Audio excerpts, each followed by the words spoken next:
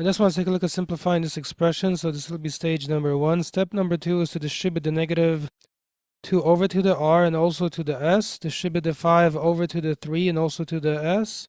Distribute the 4 over to the 2 and also to the r. That's the first stage. So we're going to have step number 2, r to the negative second times s to the negative second times 3 to the fifth times s to the fifth times 2 to the fourth and then r to the fourth.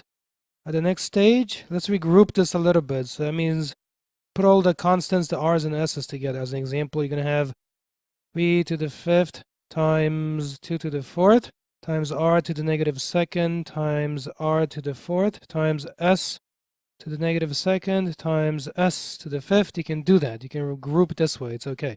At the next stage, you can work these out. So 3 to the fifth here is going to give you 243 times 2 to the 4, which is 16.